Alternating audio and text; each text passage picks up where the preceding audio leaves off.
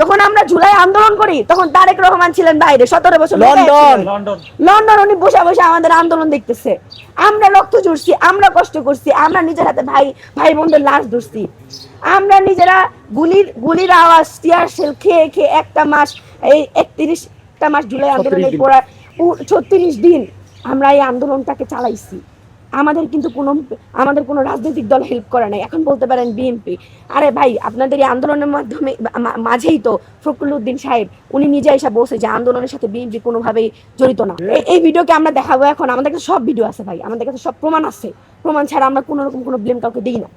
তাও আমরা বলবো না যে বিএনপি আমাদের হেল্প করে নাই। বিএনপি আমাদের সাথে ছিল, ছাত্র শিবির আমাদের ছিল, জামাত আমাদের সাথে ছিল। এটা কোনো রাজনৈতিক আন্দোলন ছিল না, এটা ছিল পুরো দেশের একটা একদম গণ অভ্যুত্থান।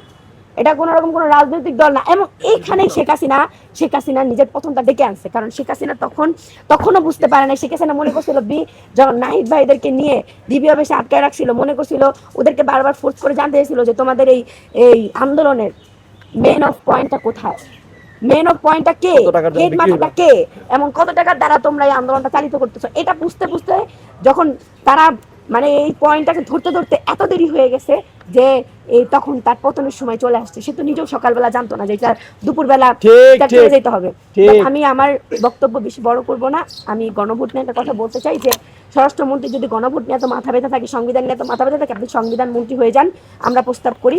আর জ্বালানি নিয়ে সড়ক মন্ত্রী আর জ্বালানি মন্ত্রীকে বলতে চাই যে আপনারা যদি দাবি করে থাকেন জ্বালানির কোনো সংকট বাংলাদেশে নাই, তাহলে আমরা আপনাদের সাথে একমত। জ্বালানি আপনারা ডিজেল পেট্রোল আটকায় রাখছেন, মজুত করে রাখছেন, যখন দাম বাড়বে আপনারা ডিজেল পেট্রোল গুলা ছাড়া শুরু করবেন। আর সড়ক মন্ত্রীকে বলবো আপনি নিরাপত্তাজনিত যেই ইস্যুগুলো আছে সেগুলো নিয়ে কথা বলেন, অপ্রসঙ্গিত কোনো কিছু কথা বলবেন না, এমন কোনো কথা বলবেন না যার প্রমাণ জনগণের কাছে আছে।